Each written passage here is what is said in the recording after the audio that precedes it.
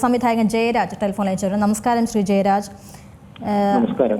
അദ്ദേഹത്തിൻ്റെ ഒരു വിയോഗം, ശ്രീനിവാസൻ എന്നുള്ള ഒരു അതുല്യ പ്രതിഭയുടെ വിയോഗം എത്ര പറഞ്ഞാലും തീരാത്തതാണ്. എത്രയൊക്കെ മലയാളികൾക്ക് എത്രയെത്ര നല്ല നല്ല കഥാപാത്രങ്ങൾ, എത്രയെത്ര സിനിമകളൊക്കെ സമ്മാനിച്ചിട്ടാണ് അദ്ദേഹം വിടവാങ്ങുന്നത്. എങ്ങനെ അനുശോചിക്കുന്നു അദ്ദേഹത്തെ? എൻ്റെ ജീവിതത്തിൽ എനിക്ക് ഏറ്റവും പ്രിയപ്പെട്ട സുഹൃത്ത്, എൻ്റെ വഴികാട്ടി ഒക്കെയാണ് ആയിരുന്നു ശ്രീനേട്ടൻ. എനിക്ക് ആദ്യമായിട്ടൊരു സിനിമ അതിന് നിർമ്മാതാക്കളെ കണ്ടെത്തി തന്നത് അദ്ദേഹമാണ്. എൻ്റെ 2 സിനിമകൾക്ക്, വിദ്യാരംഭത്തിനും ആകാശക്കോട്ടയിലെ സുൽത്താനിലും അദ്ദേഹമാണ് നിർമ്മാതാവിനെ കണ്ടെത്തുന്ന ഒരു ചുമതല കൂടി ഏറ്റെടുത്തത്. ആദ്യമായിട്ട് എനിക്ക് ഒരു അഡ്വാൻസ് വാങ്ങിത്തരുന്ന അദ്ദേഹമാണ് KT കുഞ്ഞുമോൻ എന്ന നിർമ്മാതാവിൽ നിന്ന്. ഞങ്ങൾ ചെയ്ത 2 സിനിമകളിൽ അദ്ദേഹം നായകനായിരുന്നു. വിദ്യാരംഭത്തിലും ആകാശക്കോട്ടയിൽ സുൽത്താനിലും. വിദ്യാരംഭത്തിൽ അദ്ദേഹം തിരക്കഥയും സംഭാഷണവും അദ്ദേഹം തന്നെയായിരുന്നു. ഞങ്ങളുടെ ഒരു വലിയ ഒരു കൂട്ടുകെട്ട് എൻ്റെ ജീവിതത്തിൽ എന്നെ നയിച്ചത് ആദ്യകാലങ്ങളിൽ, പ്രത്യേകിച്ചും മലയാള സിനിമയിൽ എനിക്ക് തോന്നുന്നു ഏറ്റവും വലിയ വ്യതിയാനം ഒരു പ്രത്യേക സിനിമകൾക്ക്, അല്ലെങ്കിൽ ഇന്ന് സത്യനന്ദിക്കാടും പ്രിയദർശനും പോലെയുള്ള സംവിധായകരെ അവരുടെ ജീവിതത്തിൽ ഏറ്റവും മികച്ച രീതിയിലേക്ക് അവരെ നയിച്ചത് അദ്ദേഹമാണെന്നാണ് എൻ്റെ വിശ്വാസം. കാരണം സിനിമയ്ക്ക് ഒരു പ്രത്യേക കാഴ്ചപ്പാട്, ഹാസ്യത്തിന്റെ പ്രത്യേകതരം ഒരു അനുഭവം ഉണ്ടാക്കുവാൻ അദ്ദേഹത്തിന് കഴിഞ്ഞു എന്നുള്ളതാണ് ഞാൻ മനസ്സിലാക്കുന്നത്. കാരണം മലയാള സിനിമയിൽ ഏറ്റവും വലിയ വഴിത്തിരിവ് ഏതാണ് എന്ന് ചോദിച്ചാൽ, ശ്രീനിവാസൻ കണ്ടെടുത്ത, ശ്രീനിവാസനിലൂടെ മലയാള സിനിമ അനുഭവിച്ച ഒരു വഴിത്തിരിവാണ്. അത് എക്കാലത്തും നിലനിൽക്കും എന്നാണ് എൻ്റെ വിശ്വാസം. അദ്ദേഹത്തിൻ്റെ ഒപ്പം പ്രവർത്തിച്ച എല്ലാ നിമിഷങ്ങളും പ്രിയപ്പെട്ടത് തന്നെ ആയിരിക്കുമെന്ന് ഉറപ്പാണ്. ഈ ഒരു അവസരത്തിൽ പ്രത്യേകമായി എടുത്തു പറയാൻ പറ്റിയ ഒരു സന്ദർഭമുണ്ടോ? ഉണ്ട്. അദ്ദേഹം ഏറ്റവും വലിയൊരു സ്പോർട്സ് പ്രേമി ആയിരുന്നു എന്നുള്ളത് പലർക്കും അറിയില്ല. അദ്ദേഹം വളരെയധികം ഫുട്ബോളും അതുപോലെ തന്നെ മറ്റെല്ലാ കായിക വിനോദങ്ങളും അദ്ദേഹം ആസ്വദിച്ചിരുന്നു.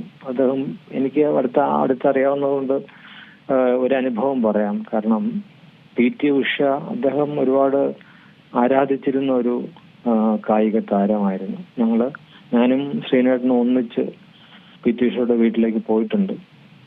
അവിടെ അദ്ദേഹത്തെ PT ഉഷ അത്രയും ആദരവോടെ സ്വീകരിച്ചിട്ടുമുണ്ട്. കാരണം PT ഉഷ കിട്ടിയ ഓരോ അംഗീകാരങ്ങളും, ആ വീട്ടിൽ നിരത്തി വെച്ചിരിക്കുന്ന ഓരോ മെഡലുകളും നോക്കി അദ്ദേഹം അഭിനന്ദിച്ചിട്ടുണ്ട്. അപ്പൊ PT ഉഷയോടുള്ള ആദരവ് അദ്ദേഹത്തിന് കായിക ലോകത്തിനോടുള്ള ഏറ്റവും വലിയ ഒരു അദ്ദേഹത്തിന്റെ അതിനോടുള്ള ഇഷ്ടം നമുക്ക് കാണിച്ചു തരുന്നുണ്ടായിരുന്നു. എൻ്റെ ജീവിതത്തിലെ മറക്കാത്ത യാത്രകളിലൊന്ന് ശ്രീനേട്ടനും ഞാനും ചേർന്നുള്ള PT ഉഷയുടെ വീട്ടിലേക്കുള്ള യാത്രയായിരുന്നു. നമുക്കറിയാം, ഇപ്പോൾ കുറച്ച് കാലങ്ങളായി അദ്ദേഹത്തിന് അനാരോഗ്യം സംബന്ധിച്ചൊക്കെ ഇരിക്കുകയായിരുന്നു. താങ്കൾ ഈ അടുത്തെപ്പോഴെങ്കിലും അദ്ദേഹത്തെ കാണാനോ സംസാരിക്കാനോ സാധിച്ചിട്ടുണ്ടായിരുന്നോ?